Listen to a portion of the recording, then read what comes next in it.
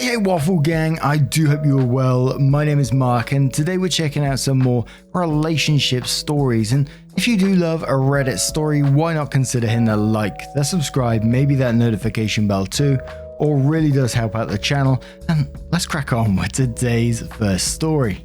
Much love guys. Now our first story comes from Discombobulated Owl 81, who says, my female 27 flatmate, female 27, has told my boyfriend, male 31, she's in love with him. I, female 27, moved into my flat in October of last year to take the place of a mutual friend of mine and my new flatmate, female 27. We have a generally great atmosphere in the flat and both have similar expectations and habits, and while we're not friends yet, as in we wouldn't go out for brunch or be each other's plus ones for parties, we are very friendly. She seems super normal and level. When the lockdown began, March, my boyfriend, male 31 of 2 years, was living with his sister, and his mother, undergoing chemo, who lived alone, needed somewhere to stay where she would be looked after. So she moved into his room and he came to stay with us. My flatmate was totally fine and we had a proper chat about ground rules, etc. But ultimately, the flat is huge for 2 people and she has a kind of granny flat set up in hers. Either way, she gave definite approval. Now, we 3 got on great, but we never really spent a ton of time together. We all work from home and spend the occasional evening playing games or whatever, but ultimately, we didn't mingle much more than before. My boyfriend, however, cooks every night for the both of us as a thank you, and so we now do eat together, and my flatmate seemed happy to be included. It was great. However, last week, my boyfriend took me aside and told me that while he was in the courtyard hanging out the washing, she ambushed him from behind and gave a huge speech about how she's in love with him, and while she respects he's with me, she has deep feelings for him, and that she's available if he were single. Oh, and please don't tell OP. She didn't try to kiss him but tried to hold his hand. He was very anxious and flustered when he was telling me this. The flat atmosphere is very awkward now, but as far as she knows, he has not said a word. She's not said anything else to him, but he did mention that she touched his arm a couple of times as she was walking past recently, and it's really gotten under my skin. My boyfriend is also confused because he hasn't spent that much time with her apart from dinner and never alone. I spoke to our mutual friend who was shocked, and she says she's never done anything like this before. And she's never known my housemate to have a crush on anyone either. I've not seen her acting strangely in other ways, and that hasn't outwardly affected how she treats me. We can't move right now because of virus, money, etc. How do I deal with this? And let's face it, the flatmate knows that she's doing wrong, absolutely, because she's asked him to keep it a secret from OP in this story. And she went on this thing about saying, you know, like if he was sort of single, when she knows damn well that he isn't single and he's taken, so she knows what she's doing, and by touching him as well when it's not wanted is just totally not on. And I know that you mentioned, you know, you're stuck in this situation at the moment because of virus and money. How do you deal with this? Well, obviously you try and get out of it when you can, but for the time being, I think you need to set some serious boundaries with this person. That in some ways, would you want anything to do with someone who's literally trying to steal your boyfriend right in front of you, making your boyfriend feel uncomfortable by touching him as well when she passes him? But Lucifer Rising says, bro, what the fuck? As the other comment says, have a serious and long conversation with her, your boyfriend included. This is extremely inappropriate and is obviously affecting everyone in the flat. Communicate how it's affected the atmosphere and let her know that she can't be touching up on your boyfriend when he's, you know, still in a relationship. That's wrong and disrespectful. Althea Loss says you have to talk to her about it. If you don't, she will see your boyfriend's silence on the matter as tacit consent. Nip it in the bud before things go way out of control and she ends up sexually harassing him. Coco Sneeze says absolutely confront her. There are 2 huge issues here. First, she asked your boyfriend to keep a secret, and second, yeah, what a trash friend and roommate she is. Crushes happen, but for her to confess to your boyfriend, she was legit wanting him to dump you for her. She wasn't just confessing if he was single. She knows he's not single. She was making her move but got shot down, and your boyfriend needs to put a stop in the touching, etc. And maybe this is going to be unpopular advice, but do not care one bit how uncomfortable it will be. It will make everything. Her, the house, etc. She did that, not you. You are just going to call her out on her trash behavior. I Am No King says there is no easy solution. Option 1, you sit her down and tell her your boyfriend told you everything and he is super uncomfortable. Tell her that she crossed major boundaries and you need time apart. No more shared dinners. Option 2, even though it's a pandemic, housing is still a priority and rentals are still allowed to be shown and whatnot. Start looking into other affordable housing options. Personally, I would do both options. I know confrontation is hard and uncomfortable, but what she did was so unbelievably out of line, and touching your boyfriend is so creepy. You will never feel comfortable around her again. So even though you can't move out tomorrow, you should start saving and planning for moving out as soon as possible. Sinful Panda says, living in close quarters, it seems like your roommate has seen how your boyfriend treats you and is fantasizing. I would suggest that you and your boyfriend discuss how you would all be more comfortable. What kind of ground rules would work well, taking into consideration that she is the paying roommate with you, so you can't expect her to eat every meal in her room, for example. While you should be cordial, it's probably a good idea to discontinue spending time together. However, logistically, you may want to consider continuing to cook meals or cook a couple of times a week to continue to show your appreciation for your boyfriend staying there, while eating separately.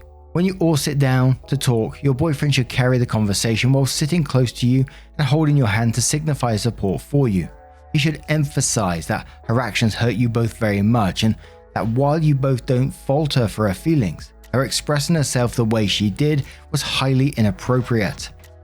Her actions have broken the trust and friendship that you all were developing, and because of that, you will need to agree to some ground rules going forward. You may end up having to find a way to move if the living situation ends up being untenable. She has already created that rift. Try and use the conversation to de-escalate the situation. And one more from one who says, I think one problem with your approach is that you feel bad that he didn't honor her don't tell OP and keep a secret. F that. You and he should wear that there are no secrets between us like a badge of honor. It tells her that not only is your relationship strong, but you are a team and she can't break it down from within. A couple of years ago, I knew someone who gave me the just don't tell your husband thing, and that quickly got shut down. Nope, nuh-uh, no thank you.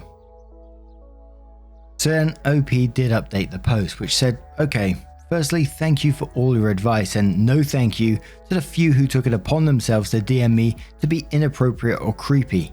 What the fuck? Read the room. It gets a little intense, so first I'll just cover some things I wasn't able to in my original post. I trust my boyfriend completely. Even if I didn't, the apartment is large, not massive. I know where that beloved MF is 24/7. A lot of you asked when after my housemate's confession, he told me about it. He told me a couple of hours afterwards. He explained to me, after we had a chat about it, that he was afraid I wouldn't believe him or be angry, because at first he thought it was a weird joke and made him uncomfortable, and he felt, rightly so, weirded out. I agree with the bulk of you that her continued touching is harassment, and while the number suggested he just confront her himself, I emphasize with being in a situation without breathing room where someone is sexually harassing you. It's not easy, and you quickly find yourself unsure if those brief moments of crossing a line happened. He's not on our lease, and understandably he was concerned about me and the power dynamic in the house. Because her room is a mini granny flat, she pays the bigger share.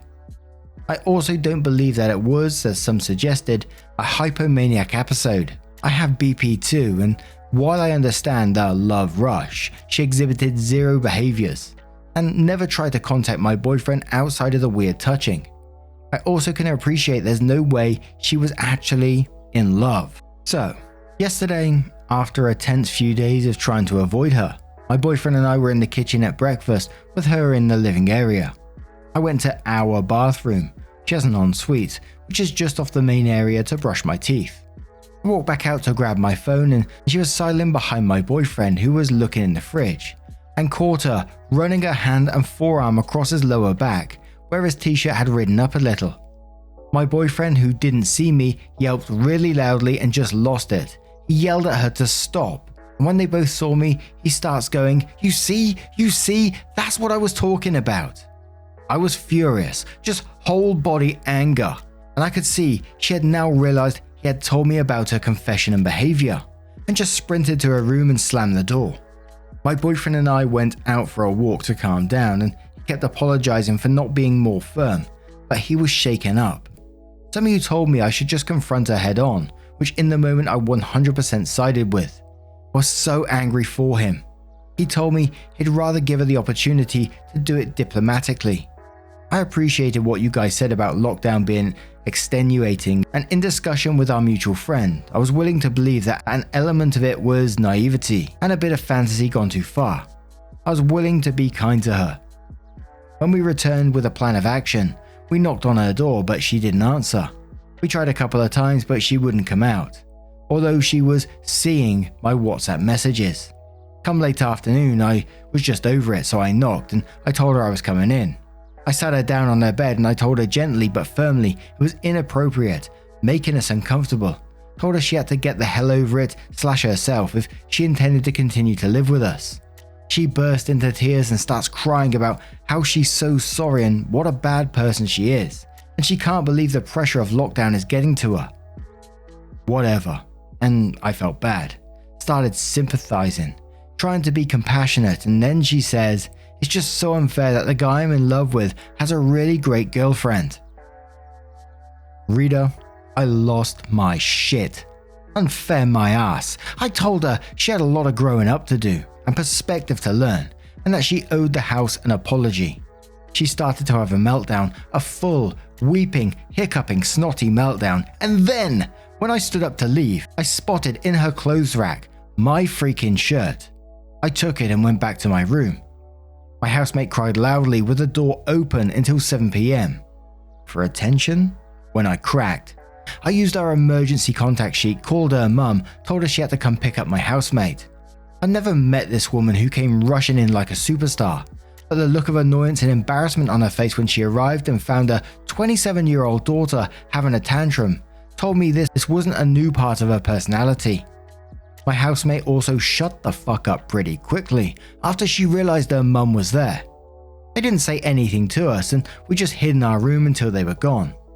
I think she'll be gone for at least a while, but I texted to let her know it would be best if she texted me before she came back. I don't know when I'll see her. Technically the lease ends in August, so my boyfriend and I think we can make it work and find someone new, and if not, it's not so long till we can resign without her. As a coda to all this, my boyfriend mentioned if she took a blouse, maybe she took other stuff too. I appreciate some of you may consider this an invasion of privacy, but I did go back in, just to check the clothes rack. I found a set of my jeans, my t-shirt, one of my boyfriend's work shirts, a vinyl I owned, my fucking charm bracelet from when I was a kid from inside my jewelry box, and a sheet of my old antidepressants. This was just what was on the rack / on display. I imagine there's more in the drawers. I don't know if this was the right thing to do, but I left them there for now because I don't want there to be any doubt she stole them. There's zero chance she's going to live here anymore. Honestly, I hope she does get help. I'm really angry and violated, as is my boyfriend, but I can emphasize with the havoc an uncontrolled mental health issue can wreak on your behavior. And while it's still wrong, it still sucks for her to experience it and lose friends. Note, I can't be sure, none of us can, but I feel like maybe she has a histrionic personality disorder. P.S. Our mutual friend has told me another friend who went to school with my housemate has told her a rumor she'd told a bunch of people in their year that she had leukemia. Yikes. And me and a lot of the commenters were saying, I would just go back in there and take all your stuff back. I wouldn't be worrying about it. That's your bracelet, that's your stuff that's in her room. And I know there's probably some legalities behind it, but it's still your stuff she's stolen. And OP did come in with a comment, which I guess was regarding that, which said, "Hi, I don't know if this will go to the top or just get lost in the bottom, but I'm just going to go in and take my stuff. I think recording me doing it might be weird and legally iffy. I'm also not really concerned that she could be violent or aggressive if she came back. I think the whole situation has been pretty humiliating for her. It kind of seems like it's about eliciting attention or sympathy. How much she felt was genuine and how much was manufactured and magnified to feed that need, I don't know. I still hope she's okay. I've definitely let my health issues push people away before, albeit never so dramatically, so I don't think I'll be calling her crazy. My boyfriend pointed out that I wore my jeans last week and that we'd all been listening to the vinyl in a living space a couple of weeks ago, so I'm kind of interested to see this was maybe an episode or an ongoing but usually managed thing. I also only switched my medication at the end of April, but I have zero clue if the foil pack I found was my discarded last lot or taken before I changed. Anyway, thanks again for all your help and advice. And I got to say that I really appreciate OP's attitude in this particular post, thinking about they may have a mental issue going on with what they're doing in this and sort of wishing them the best, although OP themselves has been through an absolute shit time and not excusing the person's behavior, but still wishing them the best because yes, like OP said, it still does suck for her to experience this and lose friends in doing so, and very likely needs help to tackle it. And Degu had a similar thought on that, which said exactly, I have a lot of sympathy for people with mental illnesses. Hell, I used to work in mental health services. I don't like it when people use either an existing or non-existent illness to excuse bad behavior. Yes, everyone has bad days, but I don't like it when you call out shitty or destructive behavior and you're called an ableist. Pointing out destructive or self-sabotaging behavior in a constructive way can help people adjust to healthier behavior. OP replies to that saying, like I said in my post, I have BP too and it's caused me to act out and strain or diminish relationships. Although I keep on top of it now, with some bad moments. Mental health ableism is definitely real and definitely pervasive. Every doctor I've ever had always wants to tell me whatever I'm there for isn't real and that I'm making up for medication. I end up with pneumonia this way and a burst appendix. But learning to manage your condition isn't just about making yourself feel better, it's about learning to coexist with it and other people, which means being responsible for the part of your behavior you can control. Again, in this instance, I hope it's just a bad patch of maybe something she usually controls better under less extenuating circumstances. And last couple of comments, one from a deleted user which says, I gave her the benefit of the doubt, but she's definitely crazy. Holy shit, even stealing your and your boyfriend's things. It's good that he shocked the shit out of her with that stop. To be honest, I would have knocked her door down and started swinging at her for doing that. Yes, crying was for attention. She wasn't doing it before you came and talked to her, so yes, it was definitely another desperate way for her to create sympathy since it slightly worked before. And quotes, P.S. Our mutual friend has told me another friend who went to school with my housemate had told her a rumor she had told a bunch of people in their year that she had leukemia. Yikes. And goes on to say, you should have been notified about her mental health before you even moved in with her.